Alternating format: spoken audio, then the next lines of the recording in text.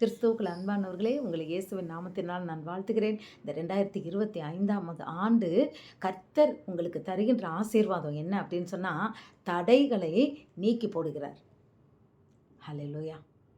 இந்த ஆண்டு இத்தனை காலங்களாய் நம் வாழ்க்கையில எது நம்ம ஆசீர்வாதத்துக்கு தடையா இருந்ததோ, இல்ல ஒரு காரியம் நடக்காதபடிக்கு ஒரு தடையா இருந்ததோ, ஒரு வீடு கட்டலாம். அப்போ நெறைய பேர் சொல்லுவாங்க, "நாங்க ஆரம்பிச்ச நாள்ல இருந்து என்னன்னே தெரியல. ஆளு வந்தாங்கன்னா, இது வரமாட்டேங்குது. மெட்டீரியல்ஸ் வந்தா இது ஆளு வரமாட்டேன்றாங்க. ஆளு வந்தா மெட்டீரியல்ஸ் கிடைக்க மாட்டேங்குது.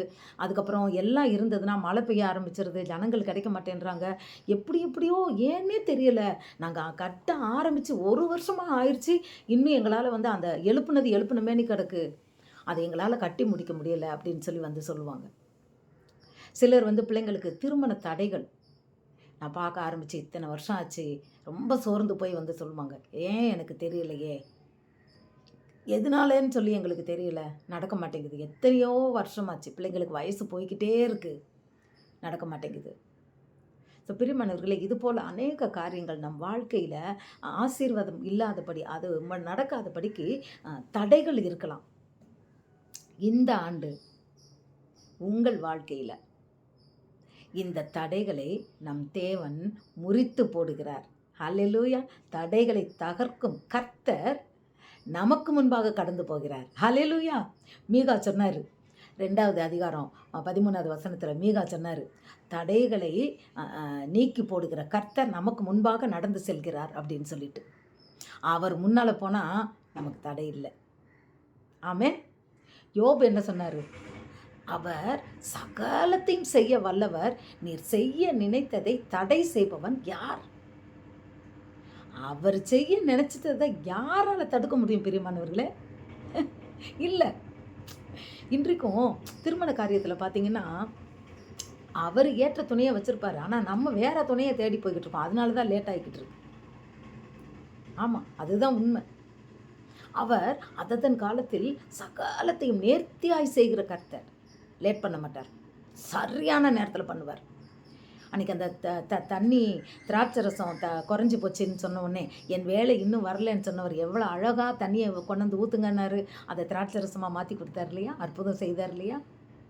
அவருக்கு லேசான காரியம். அவருக்கு எல்லாமே லேசான காரியம். அவர் செய்ய முடியாதது என்ன இருக்குது? அவர் சகலத்தையும் செய்ய வல்லவர். அவருடைய பிள்ளைகளாகிய நமக்கு செய்யாமல் யாருக்கு செய்ய போகிறார்? தண்ணீர் மேல் நடந்தார். பேதுருவையும் நடக்க சொன்னார். நான் நடக்கட்டுமானோன்னு சரின்னார்.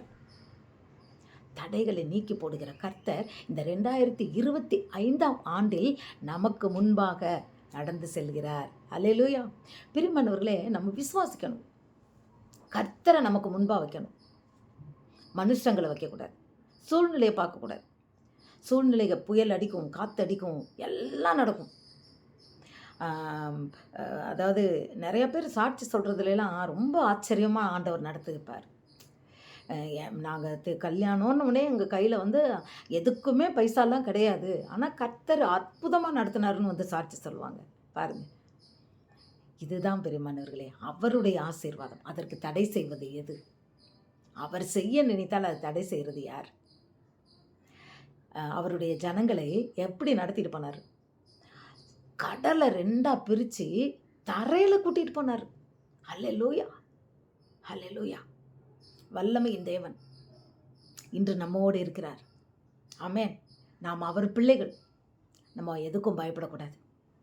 நம்ம எதுக்குமே நம்ம கலங்கக்கூடாது. தைரியமாக கர்த்தரை நமக்கு முன்பாக நிறுத்த வேண்டும். அல்லேலூயா! அவர் முன்னாடி போனார்னா நம்ம பின்னாடி தான் போகணும். அவர் முன்னாடி வச்சிடணும். காலையில் எந்திரிச்ச உடனே முதல் கர்த்தருக்கு தான் முதல். அவரை முன்னாடி வைக்கணும்.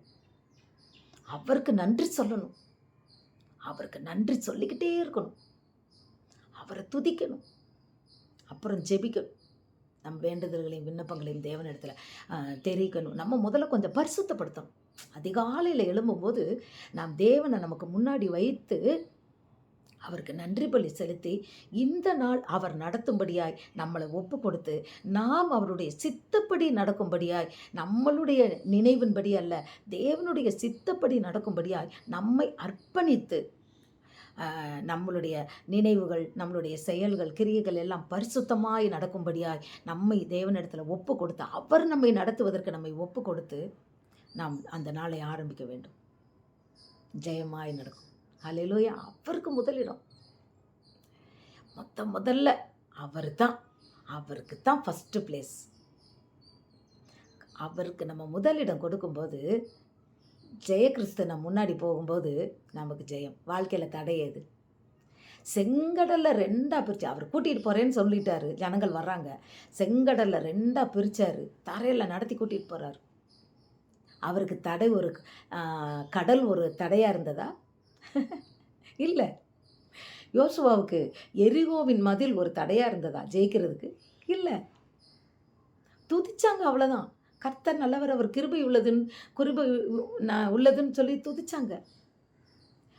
துதிச்ச போதே அந்த எரிகோ மதில் இடிந்து தடை நொறுங்கியது. இன்று நம் வாழ்க்கையில் தடைகள் அகற்றப்பட வேண்டுமானால் உண்மையில் சொல்கிறேன் பிரியமானவர்களே, நாம் துதிக்க வேண்டும்.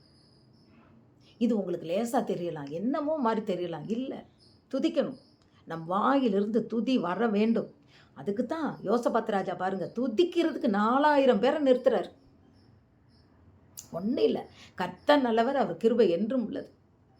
இதை சொல்லி நம்மளாம் நினைப்போம், போருக்கு போகிறவர் போய் துதிக்கிறதுக்கு முன்னால் பாடகர்களை நிறுத்தியிருக்கிறாரேன்னு. ஆனால் ஜெயம் எடுத்தார்.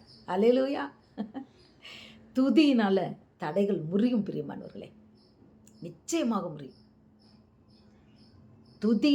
துதித்தால் அதுக்கு தான் அந்த எரிகோ மதில் தடை இடிந்து நொறுங்கி விழுந்தது போல் நம் வாழ்க்கையில் உள்ள எல்லாம் என்ன தடையாக இருந்தாலும் நான் சேலஞ்சு பண்ணுறேன்.